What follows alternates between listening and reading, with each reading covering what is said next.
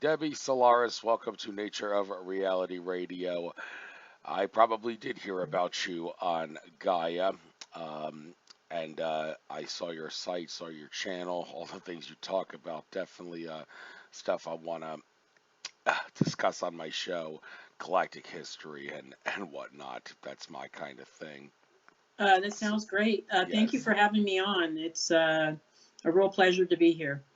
Okay. So, I guess start off. Who are you? What did you experience? How did you discover you have the galactic history abilities that you have, and such? Start this interview off on a primary source perspective, asking you to explain yourself.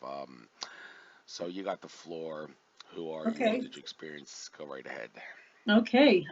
Thank you for that. I think a little background information is always good, kind of give us a little bit of frame of reference with this topic. But anyway, I was pretty much an ordinary person. I mean, I never was very interested in the paranormal. I was brought up in a Roman Catholic military family, so we moved around a lot, during my childhood.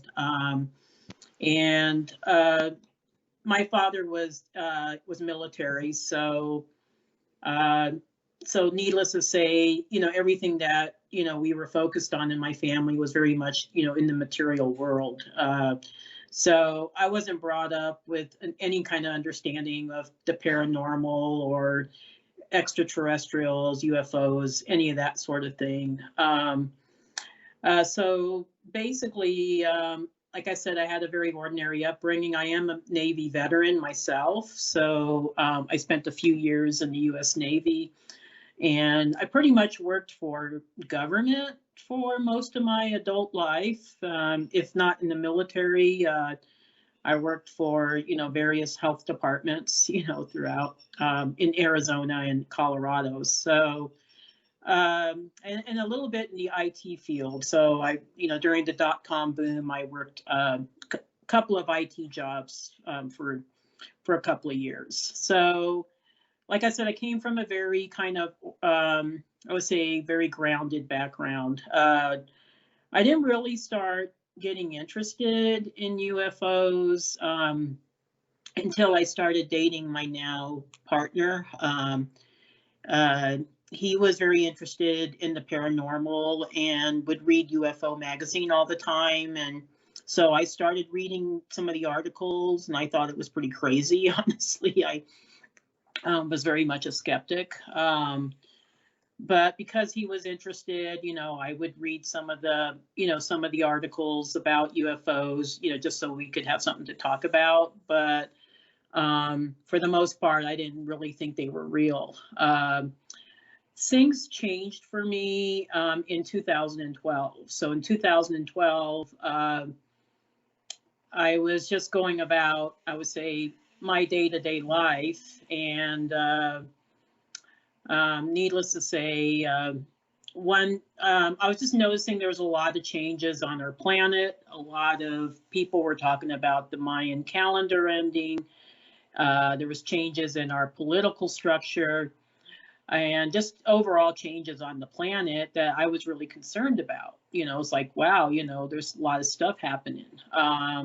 And none of it looked really good, So one night I stayed up all night praying, sending out a prayer to the universe. So I just pretty much stated that uh, I was asking for, I would say, divine assistance with the planet, that we needed assistance with just how the planet was going, because it seemed like there was a lot of suffering and a lot of things that were not going well.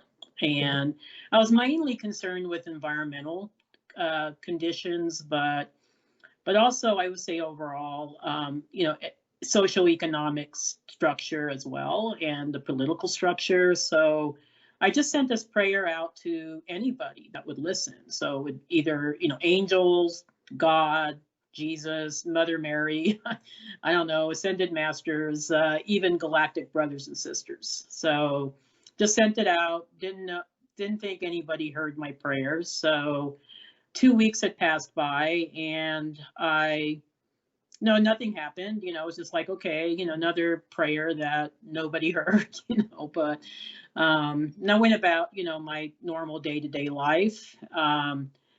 So about 2 weeks had passed by, and this was around May of 2012. I had a minor back surgery around this time, was recovering from that. So I was home for a few days and went to bed as normal. And then when I came to consciousness, this was during May 2012, this was just one night, fell asleep, came to consciousness, and I was in a different reality. I think for the most part, it was an out-of-body experience. I don't think I was physically on board a starship, but when I came to this higher state of consciousness, it appeared that I was on board some sort of a craft, that it looked like a starship. Unlike any starship, I would say that I've ever seen on sci-fi movies or sci-fi shows, it was not metallic at all. It was kind of organic, but you could tell it was some sort of a craft. And I was kind of looking around, like trying to figure out what was going on. And the thing I noticed immediately is when you're in the higher dimensions, colors look more brilliant, details are a lot sharper, you see auras around things. It's just like more of a hyper reality than anything else. And so I knew that it wasn't a dream, because a lot of people say, well, you're just having a crazy dream. It's like, oh no, this wasn't a dream. It was very crystal clear. It seemed even more real than 3D reality.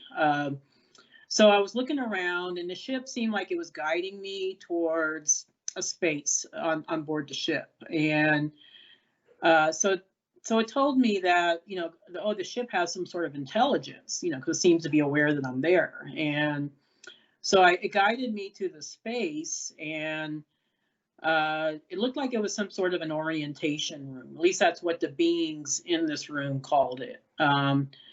So I was on board an extraterrestrial starship, and I guess I was just trying to take everything in. Like, a lot of people ask me things like, "Whoa, were you scared?" And I said, "No, I was just trying to process what happened." Didn't even have time to be scared, I guess. But when I came to this room, I discovered that there was 4 or 5 extraterrestrial beings waiting for me in this room, and they definitely didn't look human. They looked very alien-like. However, I had enough background knowledge to know that, okay, these aren't gray aliens. These are aliens I've never seen before. They had really big auras, so it was really difficult, even in that higher state of consciousness, to look at them directly. When you're in the presence of higher dimensional beings, their auras are oftentimes so bright, and they contain a multitude of colors that, even colors beyond the color spectrum, that we have here on this planet, that sometimes it's very difficult just to see them. And so you're just trying to connect with them on some level. But so a lot of times with them, I had to kind of glance at them through the periphery of my eye rather than looking at them directly. And so I was trying to formulate questions to ask them while I was there. I was like, well, what in the heck is this? And I was finding, as I was thinking of questions in my head, they were responding to my questions even before I could finish them in my head, telepathically. So, because the first question I was thinking is, where am I? What is this? Who are these beings? Why am I here? And they were just answering my questions. They told me that they were Arcturians from Arcturus. And they even had like some sort of a holographic sphere in that room where they were showing me where Arcturus was located, kind of like a star map kind of thing. And it was interesting as they were explaining things to me telepathically, they would illustrate some of the concepts that they were describing in this hologram. And the hologram was very realistic. I mean, when you were in the hologram, you felt like you were actually there, you know, or experience whatever it is that they were talking about. So that was really interesting. And I asked them, why me? Why am I here? You know, it's like, why, you know, I'm nobody special, you know. So, and they told me two things that were really interesting, that they did hear my prayer. And I thought, oh my gosh, really? You know, and they thought my prayer was very heartfelt. They were impressed by it. They were impressed by my sincerity, that I really wanted to, you know, seemed like I really wanted to be of service. I really wanted to see, you know, the highest good happen for the planet. And the other thing they told me is that I wasn't really a human soul, that my soul didn't originate from Earth, that I actually came from, I was related to them, I was connected with them, I was part of their family, and that I had chosen to be here, but I just forgotten. And so they were here to remind me of my mission. And I was like, that's kind of crazy. Okay, but because I always thought of myself as being human, you know, I never thought, you know, oh, you know, I'm this or that, you know, I was just, so that was kind of interesting. And the other thing they told me a lot of really interesting things, but it seemed like I was in that space room for a while. Like I was there for hours and hours, and I don't know, maybe even days, I don't know. And I just kept asking them one question after another, and they were patiently answering my questions. A lot of people also asked me a lot of times, like, were you scared? You know, these were beings that weren't human. And I said, no, I never felt scared at all, because when you're in the presence of these higher dimensional beings, they give off such love energy. They just give off all this energy of love and acceptance and, you know, higher vibrations that you can't help but feel good around them. You know, it just doesn't compute to feel any kind of fear. So I was in this room for a while. They were asking me, I was asking them questions, and they were answering my questions very patiently. Sometimes they would poke fun at me because I would just ask the most inane things, but it was all in good fun, and you know, they were just trying to make me feel comfortable. So I think they were just using humor, just to make me feel a little bit more at ease. But I asked a lot about why are things the way they are on Earth, what's going on with kind of the, you know, the whole structure, you know, the civilization on Earth, you know, why is there so much suffering and war? Why, you know, why are things the way they are? And they explained everything very patiently. They explained a lot of the religious constructs, the political constructs, that it was all everything. That was the one thing I think they told me a lot, was that everything on the 3D is an illusion, that it wasn't really real, and that, you know, it was just kind of a false matrix construct, that we all chose to, you know, play a part in. And so to kind of speed up the story a little bit, these beings did take me around the ship. The ship was huge. It was city-sized. If I had to describe it, it seemed like it was comprised of light and plasma, or some sort of material that I've never seen before on Earth. It was very organic, but you could tell it was some sort of a craft. And so when they took me around the ship, they were taking me to these different spaces, and some of them were really interesting. And then they kind of cut me loose. They just said, you know, hey, we got other things to do, but you're welcome to kind of look around. And So I walked around on the ship and found myself in this huge kind of central point of the ship, which I called the atrium, just for lack of a better term. But it was multi-layered, leveled, I should say, multi-leveled. And I just found myself there amongst many extraterrestrial beings. The vast majority of them looked pretty humanoid. So it didn't look like Star Wars, where you're walking in the cantina scene in the original Star Wars movie and you see all these crazy aliens. I would say the majority of aliens on this ship, even though there was a variety of them, were very, very more or less humanoid looking. I mean, you could tell they weren't from Earth because, you know, different skin tones. A lot of them were very tall. They had, I don't know, just kind of, you know, some slight differences, but and it was weird because there was hundreds of them and they were different species of beings, you know, or species of humanoid beings. So and it was weird because sometimes I'd look at a group and I'd say, well, that looks like a group of Pleiadian beings. And oh, yeah, there's some Andromedans. And I was like, how do I even know what these, you know, these beings are?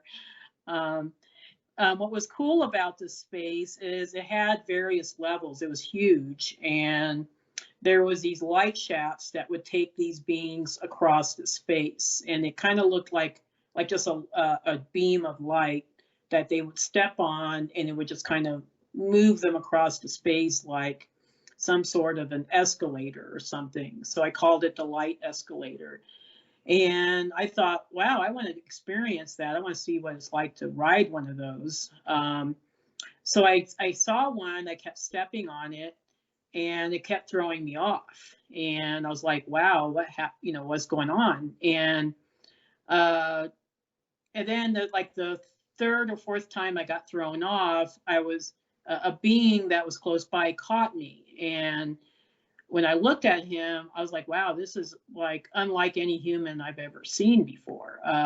He looked Pleiadian. He never actually told me he was Pleiadian, but just, you know, from my understanding of extraterrestrial beings now, he looked like a Pleiadian or something similar, but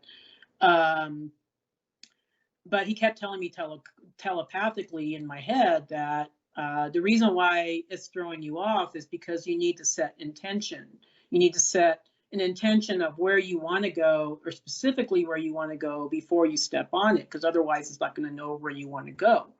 So I thought, well, that's interesting. And I said, well, you seem to know what you're talking about, so I'll do it your way.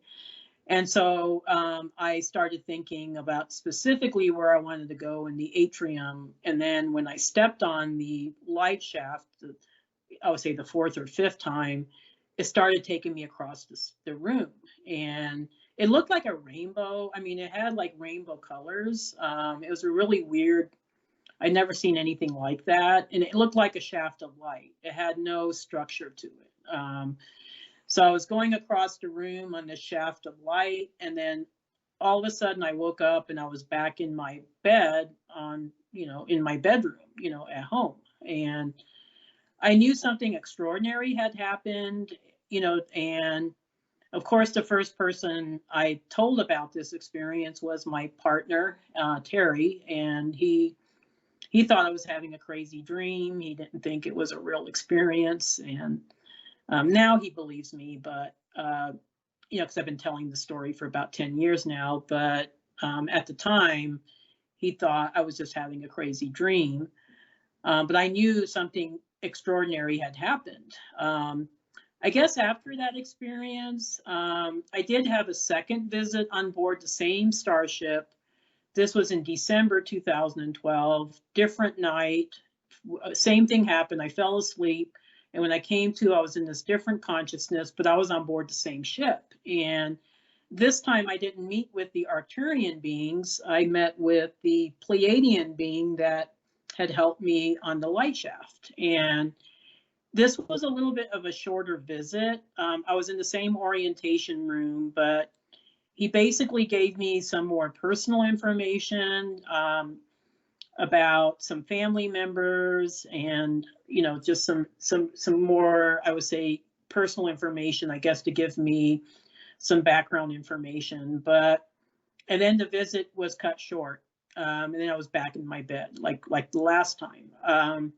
But what I did notice, like after I had these two experiences, was that my extrasensory perception had increased a lot, where all of a sudden, you know, I was, I don't know, just having a multitude of extra dimensional experiences. I was seeing UFOs all the time, like seemed like every couple of months I'd see some UFO in the sky. And there was even a couple of instances where I was able to telepathically communicate with these ships, which was crazy. And then I was having interdimensional traveling experiences. I was having experiences where I was getting massive downloads of information about galactic history.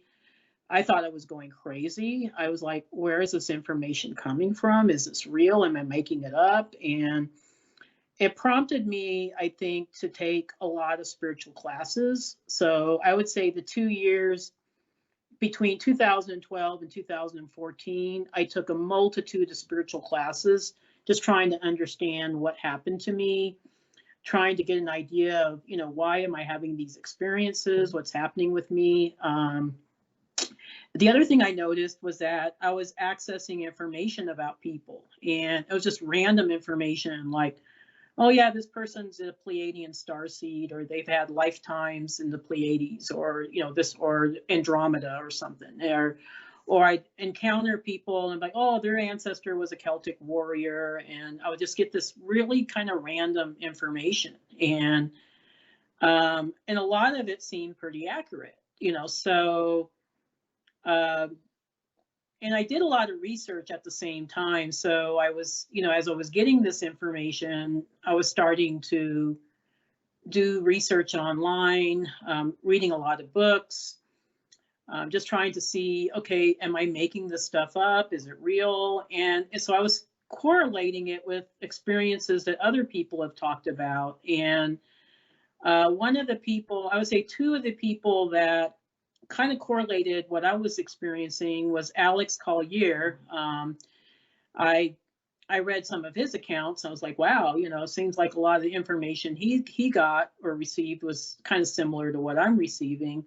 And Lissa Royale Holt, you know, so because I was getting a lot of downloads about what happened in Lyra, and I happened upon her book, which was the Prism of Lyra, and I was like, oh yeah, this kind of corresponds with this information I'm downloading.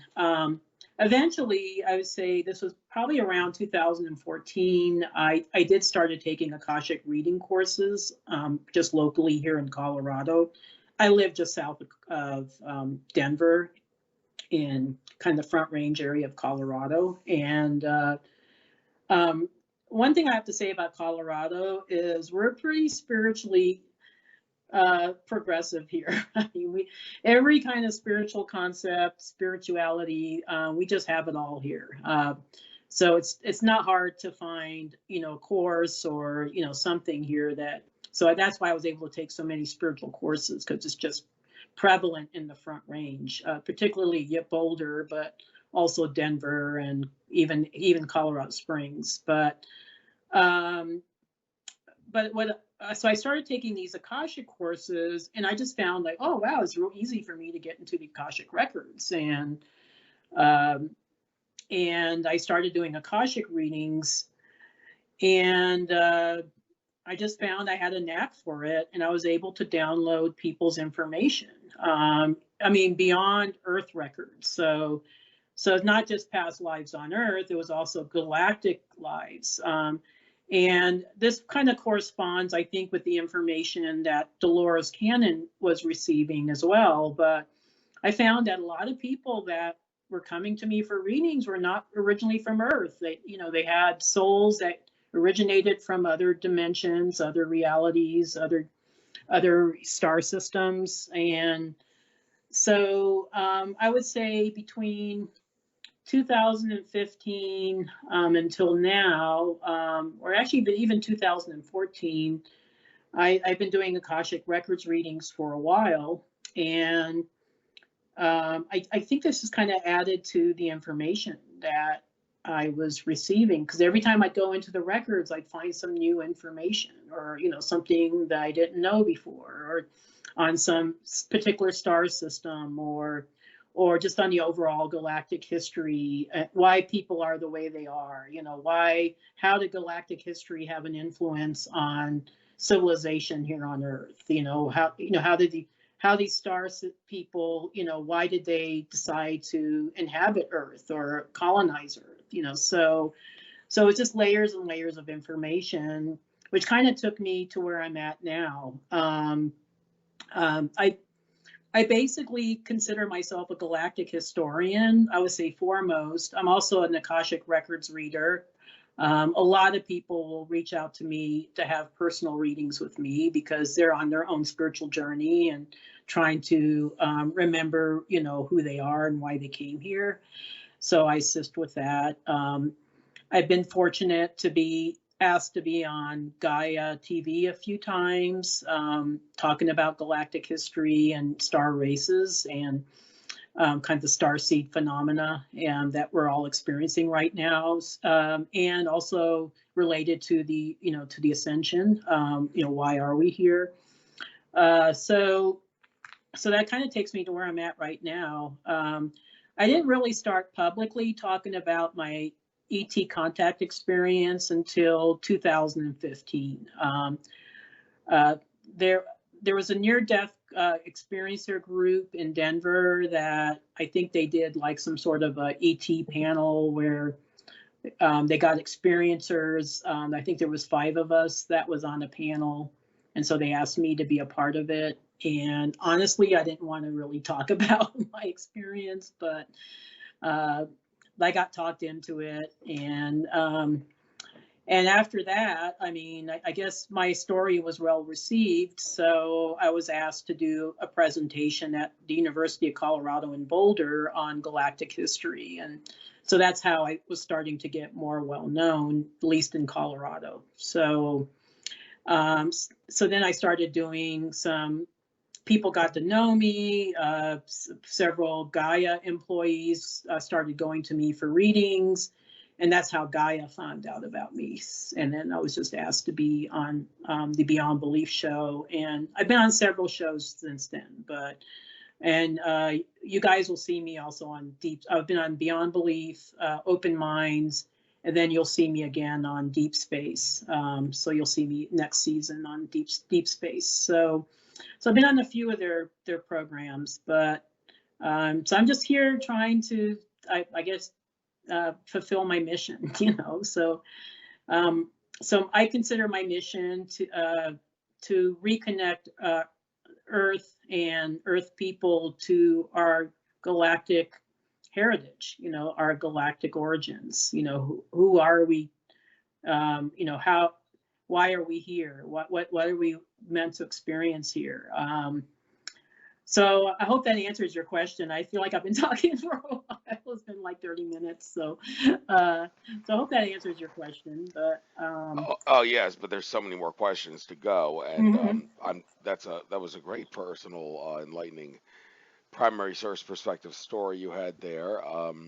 Certainly grabbed my attention, the things you experienced.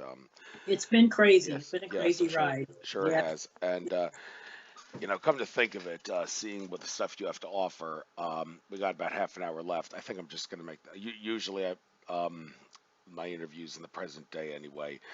I about 40, 45 minutes for free. The last 15, 20% of the interviews, I ask people to pay me on Patreon to listen to the whole thing. But I think maybe this interview is worthy of being free for everybody because of the stuff you have to talk about and the subject matters you talk about. I don't really know if it kind of makes sense to like abridge some of this interview because you got a lot to discuss. So no Yeah, disrespect to any of my previous usually guests, so. it's hard for me to talk about everything just in an hour. It's like sometimes I get invited to do like presentations and they say, "Oh, it's just going to be like 45 minutes." Like, "Oh, hell no, I can't do it in 45 minutes." But Well, we'll make the best use of your time for sure. yes, and I think Yeah. just because of that, this interview will be free for everybody in its entirety. So, why don't you you somewhat touched on galactic history in passing a few times in that little opening spiel there, but Yeah, since you are a galactic historian, why don't you give a nice abridged galactic history of, well, when people think of galactic history in the present day anyway, yeah, what they think of is how humans started in Lyra. They think about how the Sea Car, the draconian races, and their clones races, also from Hydra and Sirius, had tried to rule the universe and the things that they've done oh to take yeah, over the universe. yeah, And yeah, the and of old course, story, yeah, the old struggle between light and dark. Yeah, that's and also how the yeah, Star Wars movies are true to under the guise of fiction regarding the Orion Wars, and all yeah. that stuff. So why don't you tell us galactic history as you see it? We can go to the very end here. It's 12, a little past 12:30 now. I guess for the next 25 minutes or so. It'll Why have to don't be a very abridged version, Yeah, but I'll make it as detailed as possible. let's do that. Yeah, Tell us, enlighten yeah, the us on our galactic galactic history. story of Go ahead. humanity. Yes. My understanding from I would say the multitude of I would say downloads I've received from the Akashic Records, and these are the Galactic Akashic Records. Is that there's multi-universes, so we live in this multi-universe reality, and each universe goes through this process of separation from source. So it's kind of like this big galactic experiment of let's see how far we can get separated from source and still stay connected to source and have a multitude of different types of experiences. So it was our universe's turn to have this experience, and so to me, it's like everything kind of started in Andromeda Galaxy.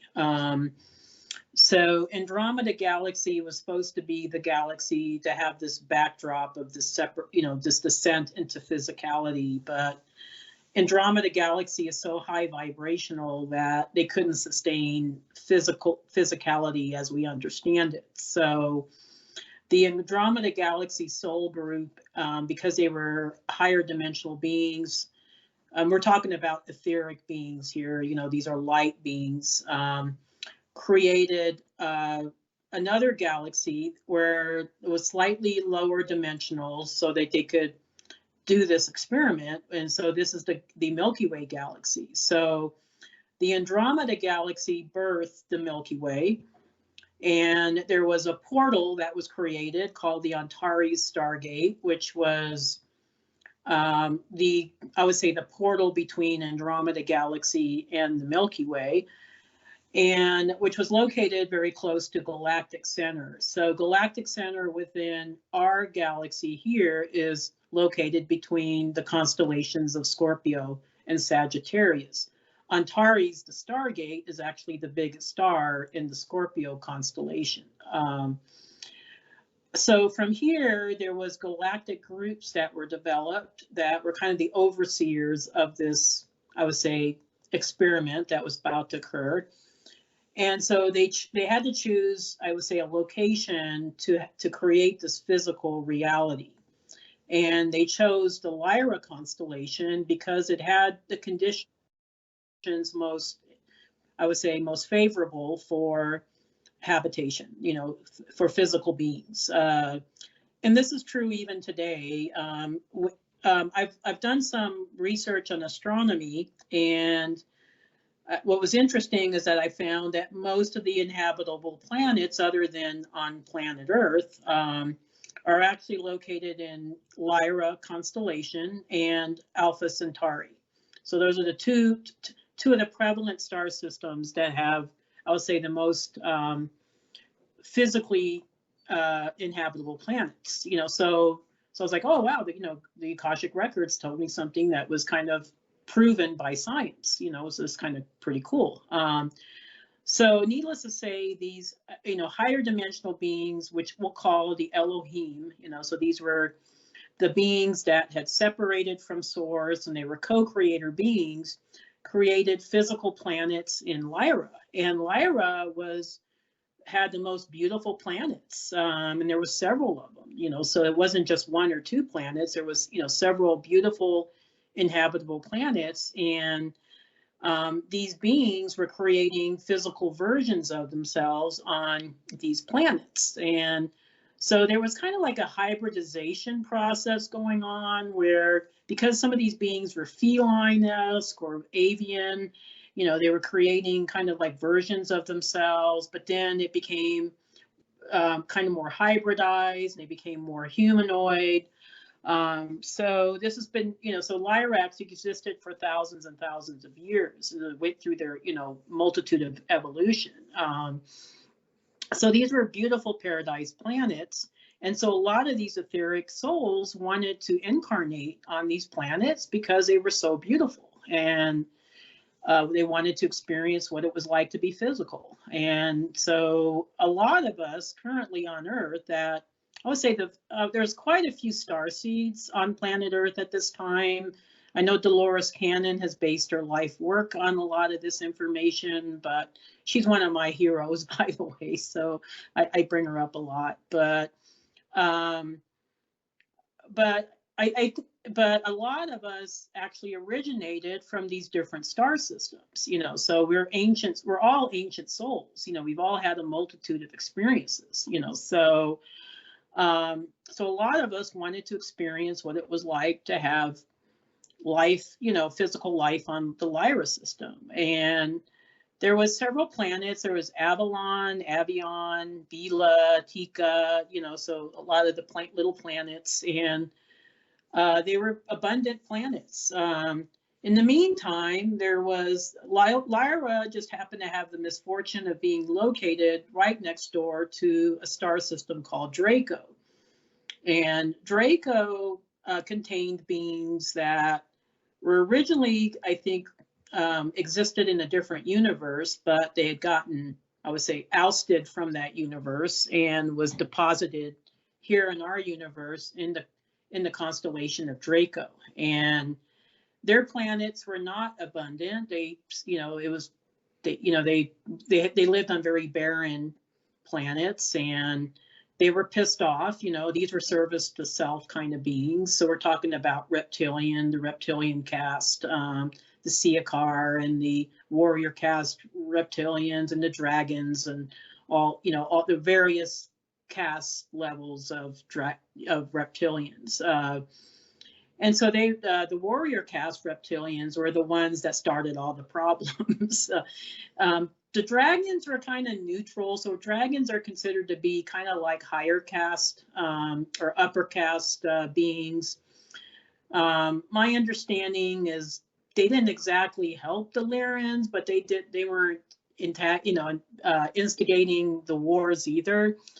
But it was the warrior caste, I would say the stereotypical reptilians that, you know, a lot of people know about in ufology today, that were the ones that created the wars or started the wars in Lyra.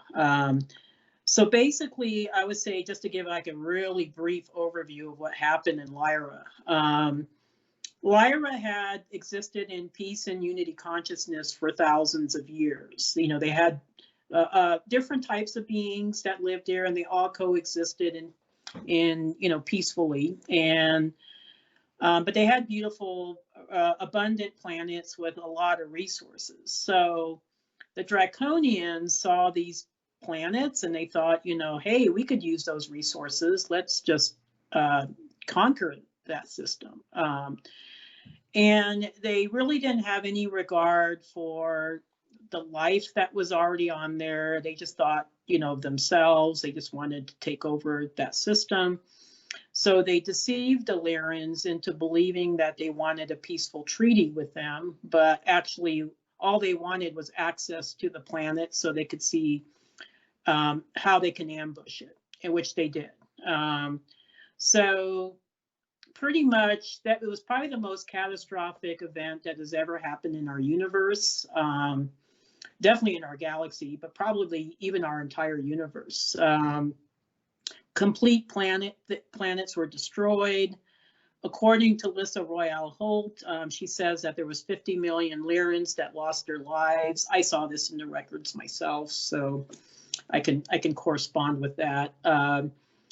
There was complete planets that were annihilated. I mean, it was the most horrific event. And fortunately for the Lyrans, they did have enough technology where they did have some starships where they were able to evacuate, I would say, some of the survivors from these wars. And they had to leave their system because there was nothing left. You know, it was just, I mean, they had to find a way to survive. So, I want to just backtrack a little bit and talk about the two different humanoid races that were created. So there was the blue mother goddess consciousness beings called the Vegans that lived around the Vega system that were blue skinned beings. And then you had your more Caucasian-like white Lyrans that lived in the other star systems in Lyra. So there was always this kind of like the blue skin race, Vegan mother goddess consciousness beings, and you had the father god consciousness beings that were the white Lyrans. And so during the wars, which the Vegans also got involved with, the most of their starships headed to Sirius and Orion.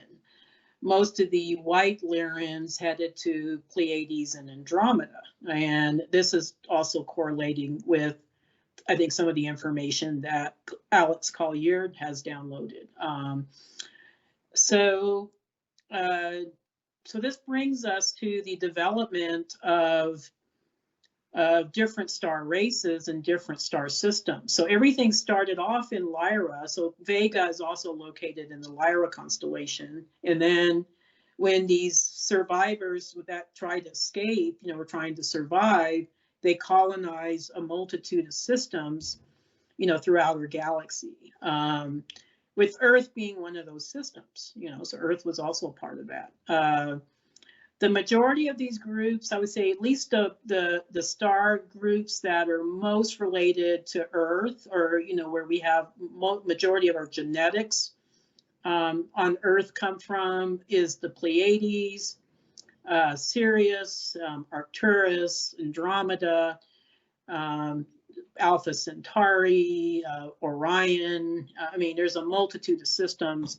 They say at least 22 systems, but we keep hearing about these same systems over and over and over again because they were the ones that had the biggest influence on planet Earth, you know, either through colonization efforts or through scientific endeavors, you know, so that's pretty much how they got involved with Earth. So there was new civilizations that are being developed in the Pleiades, in Andromeda, Cassiopeia, Orion. Orion is an interesting system, which I'll get to in a minute. Sirius, so Sirius was a trinary star system. Now I think it's just a binary star system because I think Sirius C got destroyed. But so you had these multitude of systems that had all these beings that were descendants of Lyran refugees or Vegan refugees. Now, Arcturian beings are actually an anomaly because they're kind of like their own consciousness. My understanding is that they're not descendants of Lyran beings, that they kind of were set aside to be kind of like spiritual guides and teachers. So there's a few systems out there that are not necessarily part of the Lyran genetic line, but we're still all connected because we all came from source. But so this takes us to, I would say, Orion. So Orion is an interesting system because it's such a big constellation that there was a multitude of different groups that settled in Orion. So the outlier stars of Orion was mostly the Draco reptilian outposts, you know, so that would be like Rigel, Bellatrix, and Betelgeuse. So this is where our concept of Star Wars comes from. I actually think Star Wars is a documentary. I don't even think it's like a fiction. Maybe the the stories in it are fiction, but I would say overall it's a documentary. But so I do believe that a lot of the concepts that we see in Star Wars actually is the story of the Orion Wars. So you had these outlier stars, Rigel, Bellatrix, Betelgeuse, Safe, that were all kind of like the reptilian, gray alien, insectoid outposts. So they were trying to create this empire because, that's the draconian way. They just want to conquer everything. They want to, be the grand rulers of the galaxy. In the meantime, there was a series of stars called the belt stars where you see a lot of your, folks that were descendants of, Vegan and Lyran refugees that ended up settling in these belt stars. So that would be Analam, Annotak, and Mintaka. So these folks wanted to, maintain their sovereignty. They didn't want to become part of the empire. So they were constantly fighting against the beings that were from these outposts, and so this is where we get our concept of Star Wars. So these beings, and actually there was quite a bit of diversity on Orion. So I think some of the I joke about the cantina scene in the original Star Wars movie. I think it's called The New Hope. That the one that came out in 1977, I think. I always joke about how Orion. That was how it was like. They had a multitude of different types of beings that, were trying to all live together in this crazy star system. So, but the belt star beings wanted to maintain self-sovereignty. So they asked for assistance from the Galactic Federation, to help them maintain that. And so the Galactic Federation is very similar to the concepts we see in Star Wars, not Star Wars, I'm sorry, Star Trek. So the Galactic Federation is an alliance of benevolent beings throughout our galaxy that want to maintain peace and unity throughout the galaxy. They're trying to prevent another Lyra event from occurring. So these would include the Pleiadians, the Sirians, the Arcturians, Andromedans, all the groups that we commonly think of as benevolent beings. So the Orion folks that were in the belt stars asked for assistance with the Galactic Federation. So the Galactic Federation assisted them, and eventually Orion did shift to unity consciousness, but it took millions of years. It wasn't an easy process. And a lot of that had to do with just the massive size of the constellation. There was a lot of, star systems, planets, and so forth. So what happened during this unification process of Orion was that some of the Orion Empire group didn't want to become part of this unification. They thought, we're going to just find someplace else. So a lot of them came to our solar system and settled in initially Maldek and Mars, but also on planet Earth. So this is why even today here on Earth, we're kind of dealing with the same themes. There's like the same themes of light against dark, the struggle between masculine and feminine energies, we got an overabundance of patriarchal energy here on this planet, and we're trying to bring things back to a balance, more of an integration of divine feminine energies, currently on this planet. But mainly it's the struggle of light and dark. So a lot of these old Orion negative factions ended up becoming the beings that we now know as the Illuminati or the Dark Cabal or Deep State, or whatever you want to call them, or the elites.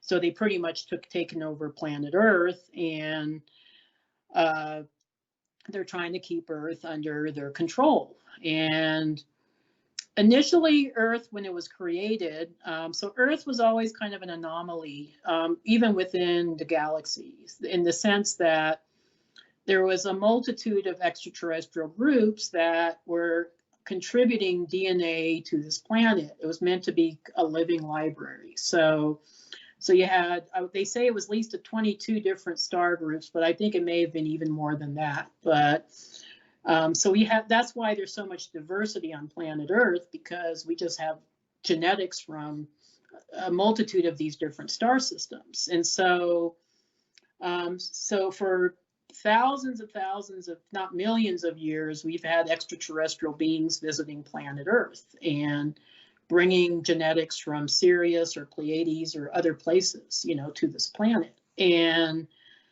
so Earth was always meant to be a fifth dimensional reality for this reason. It's just meant to be like a kind of a collection of DNA from different systems. But when these negative Draconian and Orion factions took over the planet, they wanted to keep it under their control. And they instigated, I would say, the war between Atlantis and Lemuria. I think a lot of people know of these civilizations. So Lemuria was a high dimensional civilization, highly spiritual civilization that was in the located in the Pacific Ocean area of our planet, and then Atlantis was in the Atlantic Ocean area, and they had coexisted peacefully until the Orion factions, I'll call them that, infiltrated the Atlantean government and convinced them that they needed to destroy Lemuria, which ended up plunging our planet from a fifth dimensional reality to a third dimensional reality. And that's where we've been ever since. The reason why I would say a lot of us are here currently during this particular timeline is, like I said, Dolores Cannon talks about this in her book, The 3 Waves of Volunteers and New Earth, which is an excellent book to read if you're interested in this sort of thing. But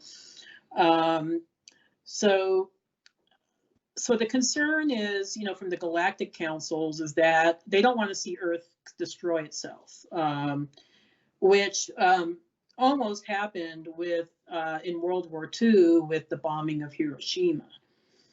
So instead of, in the past here on Earth, they would send ascended masters to help shift consciousness here on this planet. So that's why we had beings like Jesus or Yeshua, as some people call him, or Buddha, or St. Francis of Assisi, or St. Germain, that would come and try to shift the consciousness of this planet. But it just wasn't happening fast enough, so they decided to send a lot of us, here on this planet. So all of us are here are volunteers. We all volunteered to be here. A lot of us that are starseeds and light workers. So we're here to help shift the consciousness to a higher state of being and help Earth to ascend from the third dimension back to the fifth dimension where it was originally always supposed to be located. So that's why a lot of us are here. So a lot of us now, a lot of us humans, we're souls that originated from different star systems. So we didn't originally come from Earth. We chose to incarnate here during this time, maybe even past lives on Earth, in order to help planet Earth to ascend to the fifth dimension. So I think that's why there's such a big interest right now in galactic history, in these galactic races, and what I call the greater galactic family, because we all understand ourselves to be, or a lot of us are coming to that realization, I would say, that we're becoming a part of this, that we're becoming that. No, we've always been a part of this. Excuse me, let me rephrase that. We've always been a part of this, but we're now starting to remember. When beings are in the higher dimensions, this is a question I get a lot from my clients and from various groups, that do we remember our past lives? And when we're incarnating in the higher dimensions, we remember everything. But what happens when we incarnate in the third dimension is that we go through a veil of forgetfulness because it's so low density here on this planet that we incarnate here, and maybe we even understood that signing up for this incarnation, that we were going to forget a lot incarnating on Earth. So a lot of us starseeds spend like half a lifetime just trying to remember, and that's why a lot of people, I think, come to me for readings, Akashic readings, because they're trying to remember who they really are and why they decided to come here. So a lot of us are here to help shift the consciousness. We're here, and we all came with different gifts from different star systems, with different lifetimes of experiences, in order to help shift the consciousness here on this planet. And I think that's kind of where we're at this time. We're quickly running out of time, so I want to give you an opportunity to wrap things up or ask another question if you want to do that. But that's pretty much the bulk of my work, is to help us to remember, our galactic family, help us to remember our heritage, our beautiful star heritage from all these beautiful star systems, and also to help us to remember why we came here. What is our mission here? What are we here to do? What's my specific, or an individual specific gifts that they came here with? And I have had the opportunity to work with, I would say, thousands of clients throughout the last few years, all around the planet, from many walks of life. And many beautiful starseed and angelic beings that have chosen to be here during this time. And I just feel, I would say, humbled and honored to be able to assist a lot of these folks on their journey here. So thank you for sharing that. This has been a lot of talking, but I hope it helps your listeners to understand, maybe what is their place in all of this as well. Yes. Well, thank you for sharing that. Yeah. Wonderful. And before we bring this to a close, I guess the most appropriate final question, touch on this briefly, please. What the future holds. Now, you say we're in a third dimension. Well, actually, Jim himself and others have asserted that ever since December 21st, 2012, we've been in the fourth dimension. We still perceive it as the third dimension because That's correct, actually. Yes. Yeah, that's Now, correct. but there's a lot of things in here that seem so third dimensional that's preventing us from undergoing, well, ascension the way a lot of people want to undergo. Yeah. And yeah, actually, planet Earth itself, maybe I should have rephrased that. Planet Earth itself is in the fourth dimension currently. It's ascending, whether people ascend with it or not. But I think what's happening is that a lot of people are unawakened and they're still in a third dimensional state of being. So we have layers of dimensions on this planet right now. So yeah, totally correct with that. right. Yeah. Well, regarding what we're going to be in store for in the future, seems like the number one ball and chain around the ascension of humanity seems to be the banking system. Totally. Yeah. Yeah, it's getting really annoying. This whole RV global currency reset might happen next Tuesday thing. I mean, it's been going on like that for a while, and I mean, if we expect to eventually transition to a society that does not use money, because Alex Collier's been saying for years we're the only civilization that he knows of in the Milky Way that does use money. Exactly. If we expect to get to that point, we have to get rid of the fractional reserve banking system, and um, I mean, that raises the question exactly what is preventing us from being able to get rid of the banking system as it exists and switching to some sort of a gold-backed currency system as a stepping stone to someday getting no money at all.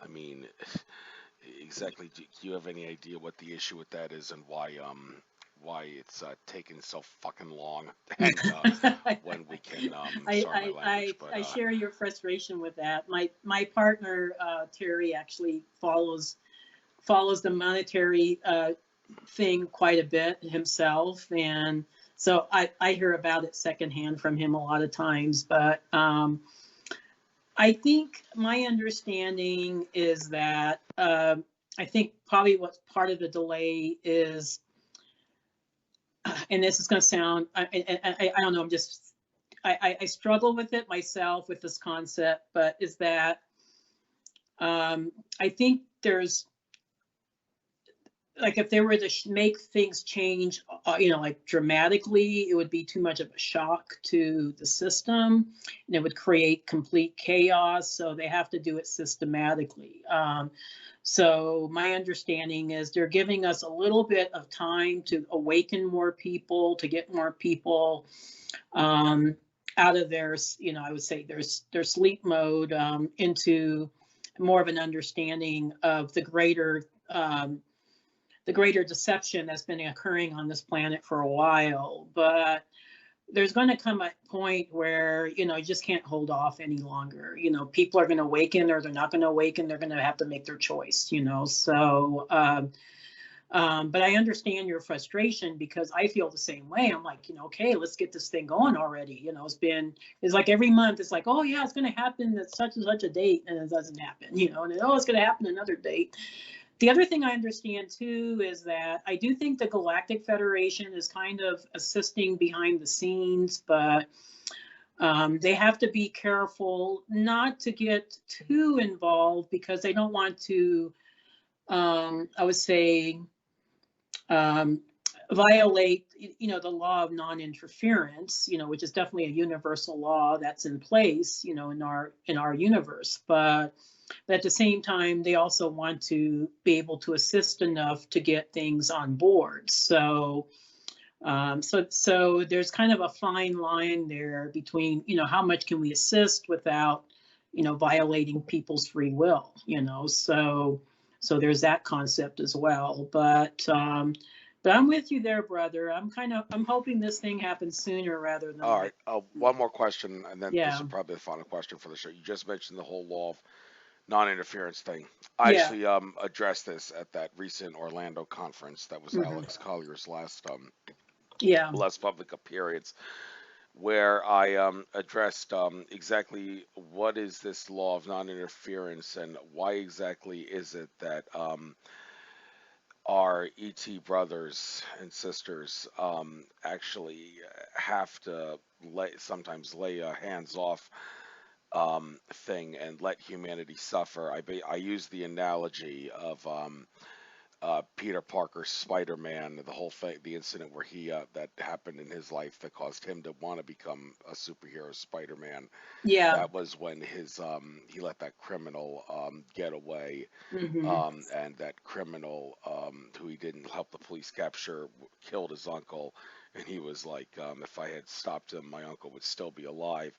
I Yeah. kind of criticized our ET brothers and sisters for the same thing, saying, why shouldn't we blame you for all the suffering of humanity? Because if you had interfered and stopped the bad guys, we'd be free right now. So give me one good reason why we shouldn't blame them for all the suffering for humanity, and not the bad guys. It's the ET brothers and sisters who have the ability to stop them, and they're not stopping them. What's the problem? Well, actually, this guy who was an Arcturian incarnated as a human, who was like basically a liaison at the conference, he actually Yeah. pulled me aside. He tried to tell me that the fractal nature of reality does not allow for them to interfere in such a manner. But you said it's not just fractal nature, it's law of interference. So I mean, if they were to actually try to shut down the powers that be in a heartbeat to free humanity in a heartbeat, you saying there's actually something by virtue of this law of non-interference and the fractal nature of reality that would cause a shock to the system in a way that would, I don't know. It's You get kind what I'm of trying to like, say I here. don't How does this know. work?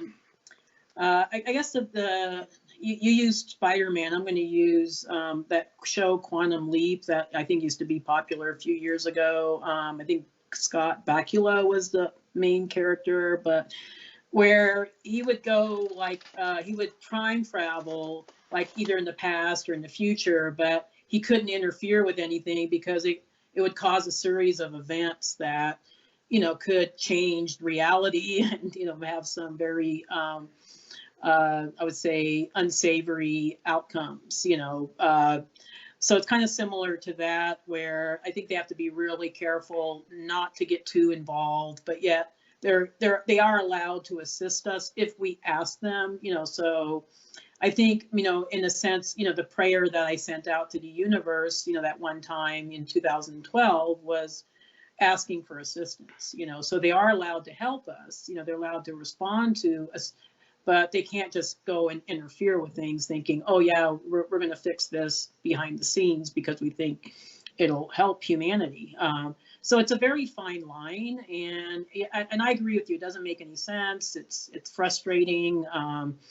It seems like, okay, we can use a little bit more assistance than what we've received, but yeah, I do think it's because of that kind of cause and effect process. And we can even get into the concept of, the Mandela effects and, things that could happen, because things get shifted and changed, how that affects timelines, realities, timelines, etc. But we are running out of time. So Yes. wrap this up. But yeah, some very interesting questions there. That's Yes. definitely a lot to think about. Definitely. So why don't you bring this interview to a close? Get anything like to get out your contact info, future things that you're planning to do, and Absolutely. So if people want to contact me, I am at, probably the best way would be my website. So it's debbiesolaris.com. So it's DEBBIESOLARIS. So they can subscribe to the site and just get information on events and things I'm getting involved with. I am going to do a series of events next year. So I'll be on Portal of Ascension, not just once, but twice in January. And then I'll be at the Sedona Ascension Retreat Conference in Sedona, Arizona in March. I'll be in Tulum, Mexico for a workshop. So a lot going on. As far as personal readings, I wish I could say that people can just sign up for a reading with me, but I have a waiting list of thousands of people. So I'm not taking new names at this time. It's insane. So I don't know when I'll be able to take on new clients, as I'm still working through my waiting list. But if you're interested in working with me, we do offer periodic workshops. So we offer a new workshop every quarter, just on different topics related to starseeds and light workers, just helpful topics. And it's 11/11 on my end right now. So hopefully that's a confirmation of sorts. But one of the biggest trainings I'll be offering next year is called the Galactic Akashic Records Reading Course. So if you want to learn to do Akashic readings like how I do them, where you're accessing the Galactic Akashic Records, I will be offering that course early next year. It'll be a 8-week-long course, a lot of videos, a lot of supplemental material. It'll just be an awesome thing. And you'll see me on Gaia. So I'll be back on Open Minds, I think, in January. I think that's when the taping is going to be. So you'll see me on Gaia, see me on Deep Space. Sign up for my website. You can see, kind of just see what's happening with me if you're interested in following me. So thank you for allowing me to share that. You are very, very welcome. So thank you very much. I will do my best to get this uploaded to YouTube sooner rather than later. My next days off from work are Friday and Saturday. I will see if I can maybe it may have to wait till then. I'm an extremely busy guy, and but we'll see. But I will send you the link when I do, and you'll be more than welcome to upload this interview to your YouTube channel if you want to do that. Oh, that'd be awesome. You have Thank more you. subscribers than me, so I'd rather you do it. by all means do that. So take care, namaste, best of luck to you. This was a great interview. Definitely, you're consider yourself very fortunate and lucky that I'm willing to make this whole interview for free for everybody, but it just wouldn't Oh, work that's with the really, stuff that's you very talk about. generous of you. Yeah, Thank you. And thank you for having me on. It's been a real pleasure, and with your patience with this whole process, but just getting on my schedule. But thank you so much, Andrew. And I look forward to future collaborations. maybe I'll see you at a future conference. Yeah, exactly. Yeah, Take care. take care. Bye Bye-bye. bye.